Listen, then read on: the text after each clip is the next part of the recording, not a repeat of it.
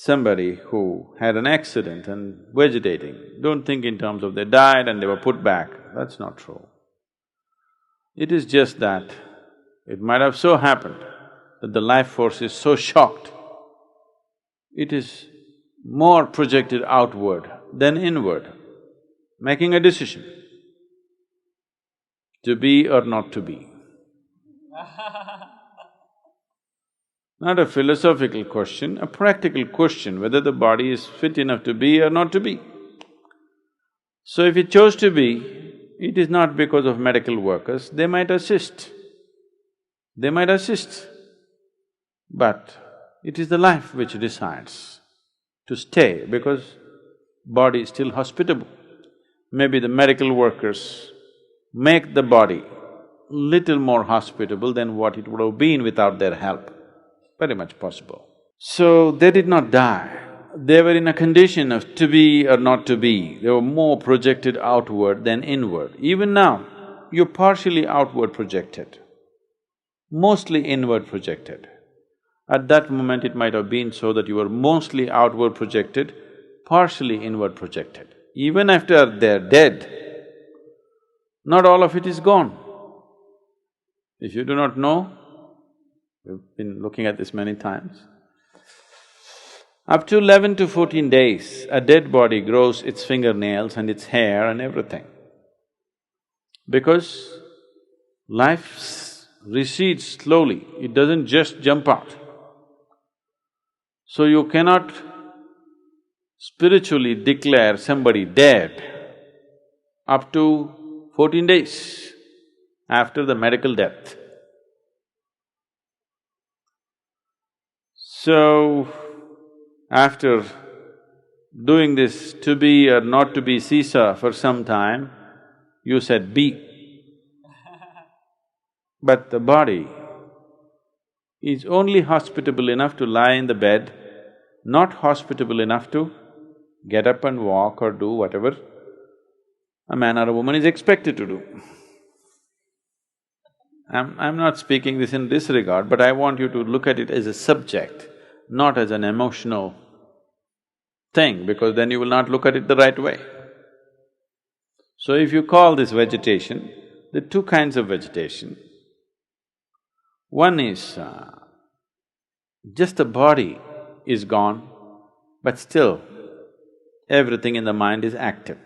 That can lead to a lot of suffering, because they can see, they can hear, they can smell, they can understand, but no ability to do anything. Talking is the last thing on their mind. They want to get up and walk. They're not able to respond. Body has become inert, but mind is still active. There are other kinds of states where body is in a reasonably good condition, but mind has become inert.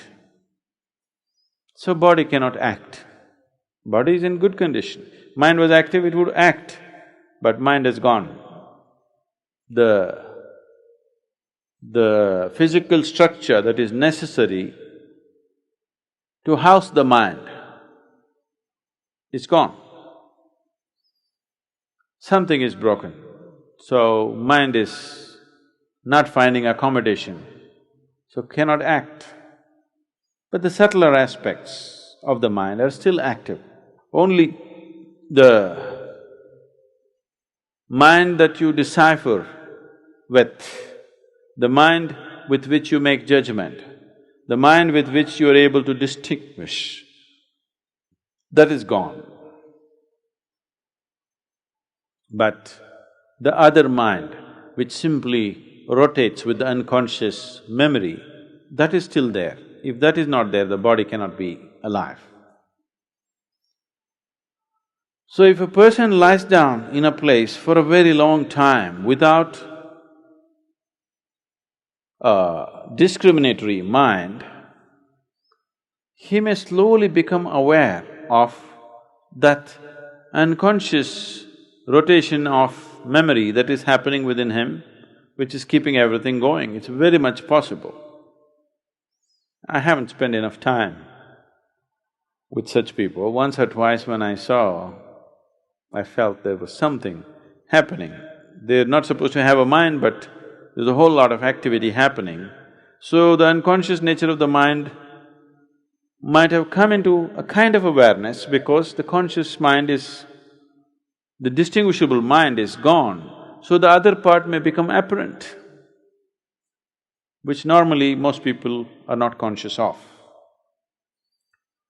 So there may be no active suffering, but there may be some kind of a dazed state which many human beings enjoy very much. Why people want to drink, why they want to drug, why they want to remain in the bed after the sun has come up is they like that. And why they want to meditate.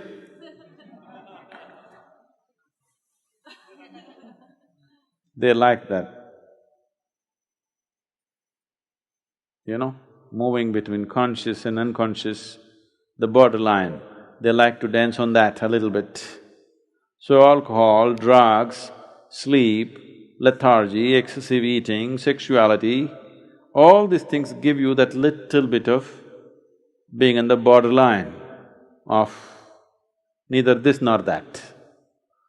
So actually, if his mind is just… the discriminatory mind is just shut out, actually he may be in a very good place, just hanging out. No hassle, no work to do, no nothing. If you keep his body comfortable, if you make sure he's not getting bed sores and this and that, actually he may be in a very comfortable space. The only one who really suffers is, body has become a vegetable, mind is fully alert and active. Now this one will suffer unless he also comes to terms and becomes very meditative within himself. If he arrives at such a thing, it can become a great place for him spiritually. Because now all these people's problem is, now they're all able to sit and meditate for hours. Their only problem is the goddamn legs and their back. If they didn't have this, they would sit like this for days, isn't it? So those problems have been removed for him. No sensation in the legs, no sensation in the back. If he arrives at it, which I believe they will, if I spend a little time with them, I would tell you whether they've arrived or not. If they arrive at it, it can be most productive spiritually. No body, but an alert mind, wow. It's a meditator's dream. Isn't it? Body is the one that's bothering you, isn't it?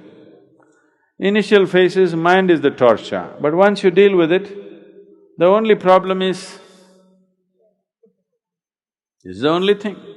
You didn't have a body, an alert mind.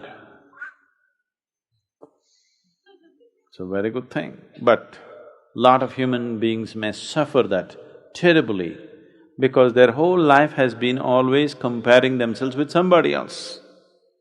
Somebody is walking, so they'll suffer. Somebody is talking, so they'll suffer. They can't walk, they can't talk, they can't do what somebody else is doing, so they'll suffer. Even now, when everything is well also people are suffering because somebody has 1,000,000 which they don't have, they're suffering. Somebody has that, they don't have, they're suffering, isn't it? So that same pattern may continue with them. If they get out of that pattern, actually, it can be a really fantastic place to be. No body problems, mind is fully alert. We could initiate them. I'm not saying this with any disregard for their condition. Actually, it can work out very well for him. If nothing else can be done by the medical professionals, it could work out phenomenally well for them. Just lying down, constantly alert mind, it could do wonders. I'm talking in this vein because I'm only looking at no matter what the hell happens to your life, you must know how to make it into an advantage. not into your disadvantage. Because what may happen to you is not 100% controlled by you, but what you make out of it is 100% yours, isn't it? So if such a thing happened, let's make a capital out of that also.